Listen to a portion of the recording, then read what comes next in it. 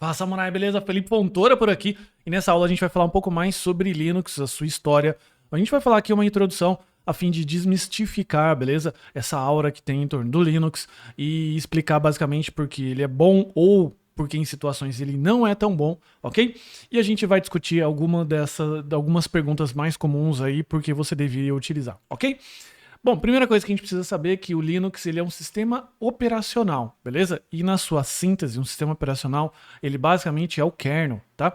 Então, esse sistema operacional ele é baseado em Unix, que é uma família de sistemas operacional, beleza? Que é utilizado, foi inventado na década de 60 para 70, ok? Que é utilizado aí em grandes projetos, grandes corporações, justamente por ser um projeto realmente simples e principalmente robusto, ok?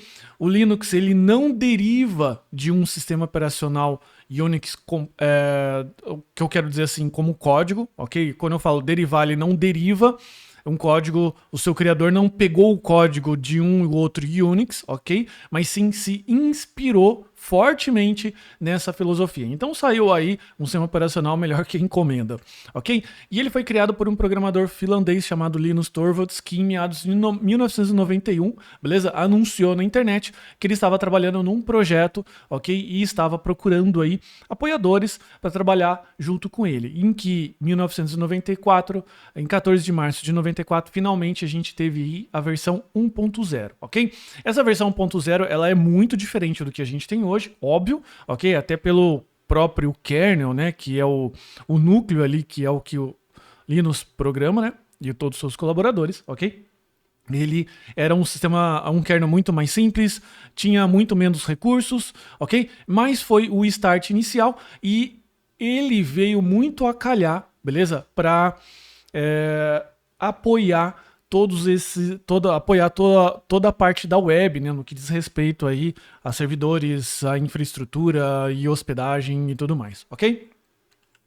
Basicamente, o Linux ele foi criado por acidente, beleza? Quando o Linux ele ainda estava estudando sobre sistemas operacionais, ele é um engenheiro de software, ok? Em que, sem querer, ele apagou a sua partição, tá? Então isso tá lá no livrinho Linux Só por Prazer, ok? Que fala um pouco mais da biografia do Linux, completo, eu recomendo você aí, depois, se tiver curiosidade sobre esses fatos históricos, acompanhar esse livro, ok? Mas ele estava estudando e ele, sem querer, apagou lá a partição, igual a gente formata o HD sem querer, perde tudo, e ele teve que tomar uma decisão que era: ou eu reinstalo o sistema operacional que eu estava utilizando, ou eu começo a fazer o meu próprio sistema operacional. Bom, como todo bom programador, ele decidiu fazer a sua própria ferramenta, o seu próprio sistema operacional, beleza? E dali para frente foi história.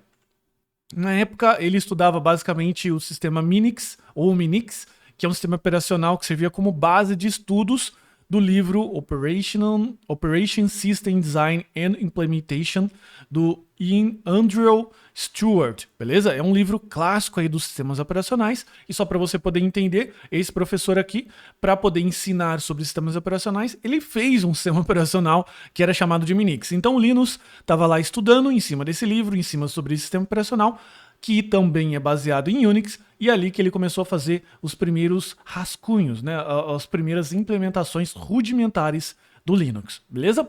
Comumente as pessoas mais leigas associam o Linux a um sistema operacional completo, beleza? Contudo, ele é apenas o kernel. E para quem não consegue entender, o kernel é uma fatia de software que ele interage diretamente com o hardware.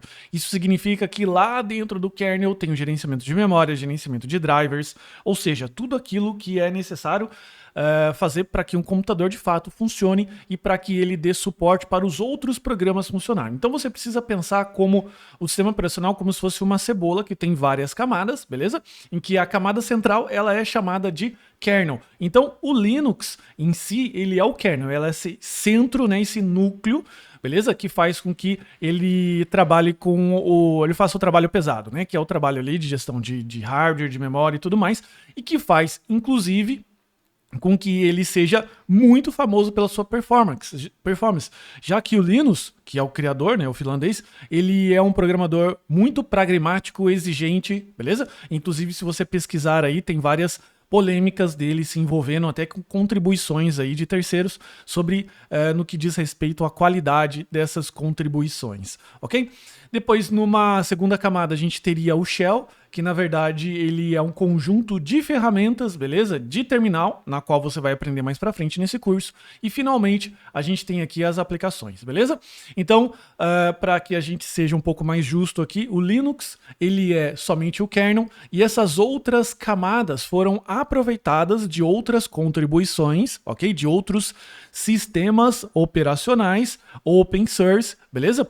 Então, o correto é se chamar o nome dele de GNU Linux, já que ele utiliza as ferramentas como, por exemplo, o compilador, as ferramentas de console, toda essa parte de shell de um outro projeto chamado GNU, beleza? Então você teria, a forma mais correta seria juntar essas duas palavras para a gente denominar, então, um sistema operacional Linux, tá? Além desse sistema operacional, nós temos diversas distribuições, a gente vai explicar aqui nesse curso o que são distribuições mais para frente, beleza? Mas distribuições são um conjunto de ferramentas, inclusive o kernel, que são empacotadas com um propósito específico, não? Ou melhor, um propósito em mente. Então a gente tem algumas distribuições aqui, como por exemplo o Ubuntu, que ele é uma distribuição para usuário final. A gente já tem aqui, por exemplo, o Arch Linux, que é uma distribuição para quem quer ali fazer as coisas, enfim, detalhe por detalhe. A gente tem o CentOS, que ele é uma distribuição focada mais ali para a parte de web, servidores, workstation. Então,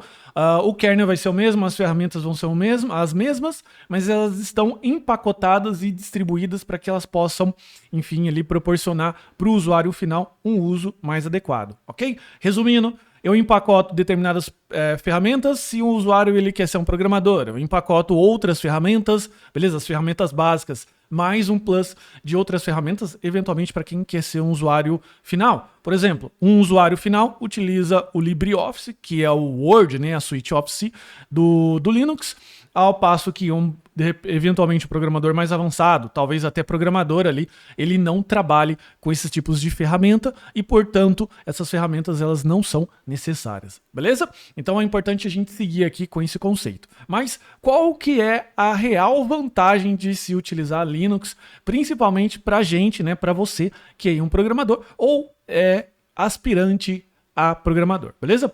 Eu vou citar algumas aqui e a gente pode discutir ponto a ponto. A primeira coisa, código aberto, tá? Então, o fato dele ser um código aberto e utilizar a licença GNU, a licença da GNU, que no caso é a GPL, beleza?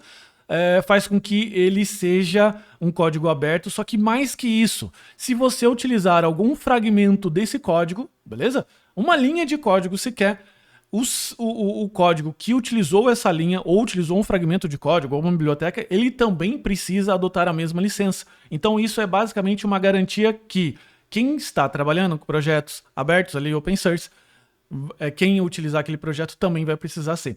Só que isso cria esse efeito cascata e cria esse efeito cascata também para contribuições.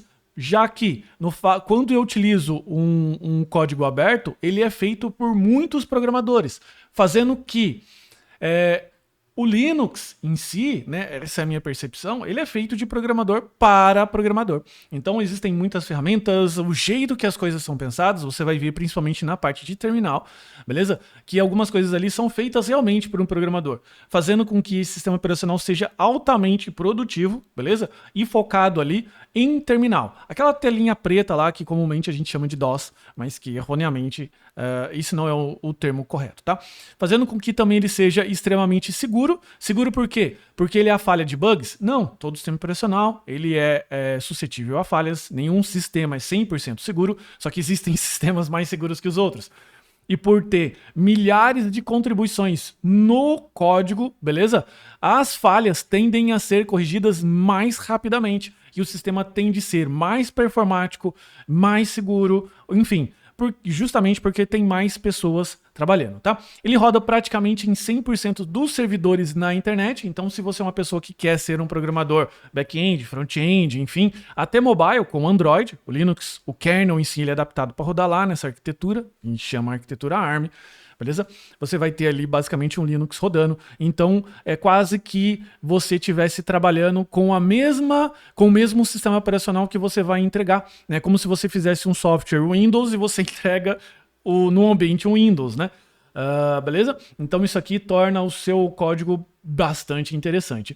E por ele ser muito customizável, né, você pode fazer basicamente o que você quiser, ele se torna leve, né? Leve por quê? Leve porque ele podemos dizer assim, porque quando eu vou executar algum game lá, roda mais rápido? Não, é porque você consegue instalar exatamente o que você precisa a partir das distribuições, a partir, enfim, ou até customizar como você vai aprender, beleza? Então o Linux, ele é mais que um sistema operacional, ele é uma escola, beleza? E se você passar por essa escola de Linux, né, por assim dizer, principalmente fazendo esse curso aqui com a gente, beleza? Você vai aprender muito sobre sistemas operacionais, sobre como customizar, sobre como as coisas funcionam, justamente porque ele é um código aberto e as coisas estão lá para você explorar, beleza? Então seja muito bem-vindo ao universo Linux, espero que você goste e principalmente depois que você fizer esse curso, né, todas as aulas, instale esse sistema operacional maravilhoso e comece a utilizar aí em todos os seus trabalhos, beleza? Eu vou ficando por aqui então, um forte abraço, até a próxima.